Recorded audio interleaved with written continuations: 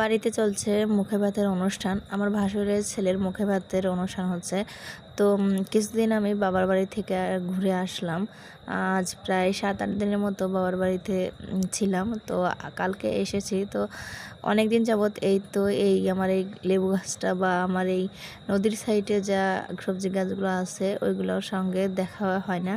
তো সকাল সকাল ঘুম থেকে উঠে আমি নদীতে চলে এসেছি, নদীর পাড়ে আমার সবজি গাছগুলো দেখতে। আর মাশাআল্লাহ দেখলেনই তো লেবু গাছটা এই প্রথম 2টা লেবু আসছে। তো মাশাআল্লাহ অনেকটা ভালো লেবুগুলো, দেশাল লেবু, অনেক বেশি রস আছে। আর দেখুন ভোরের আবহাওয়াটা কতটা সুন্দর লাগছে। আর এখানে বিকেলে প্রতিদিন বিকেলেই সবার সঙ্গে আড্ডা দেওয়া হয়, গল্প গুজব করি আমরা বসে।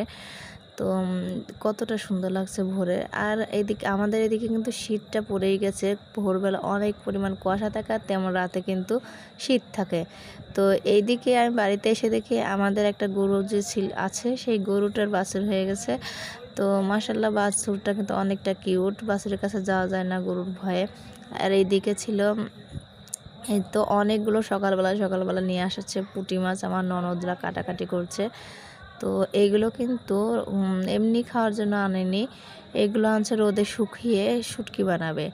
তো বাজার থেকে যে শুটকিগুলো কিনে খাই ওইগুলো থেকে কিন্তু নিজেরা ঘরোয়াভাবে বানালে কিন্তু অনেক পুষ্টিকর ও স্বাস্থ্যসম্মত হয়।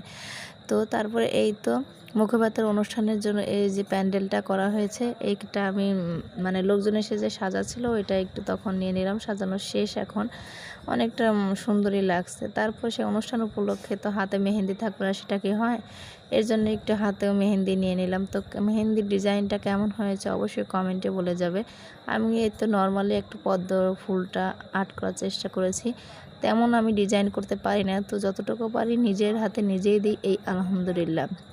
তারপরে তো অনুষ্ঠানের দিন সকালের খাবার হিসেবে মেহমানরা যারা আসে সকলের জন্য আলাদাভাবে সকালবেলা একটা খিচুড়ি রান্না করে, এটা আমাদের দিকের নিয়ম।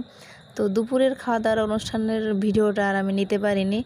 তো আমি খাবারের সময় তো গরু গোশত খেয়ে আমি দইটা খেতে পারি না, তো তখন আর খাওয়া হয়নি। তো আপনাদের ভাইয়া যে আবার অনেকখানি দইটা আমার জন্য নিয়ে আসছে, সে যখন মেহমানদেরকে খাওয়াচ্ছিল তখনই আমার জন্য একটু দই এনে দিল যে তুমি খেয়ে নাও। আর এই অনুষ্ঠান উপলক্ষে আমার ফুফু শ্বশুর এসেছিল, আর তার নিজের বাগানের থেকে দেখুন মাশাআল্লাহ কত সুন্দর টাটকা ফ্রেশ মালটাগুলো আনছে। দেশাল মালটা, এটা কিন্তু মানে বাইরের দেশের মতো এরকম কমলা যে কালারটা ওইটা কিন্তু আসে না। মালটার যে কালারটা এটা এরকম সবুজ কালারের থাকে, মানে একটু একটু হলুদ হলুদ বর্ণটা নেয়।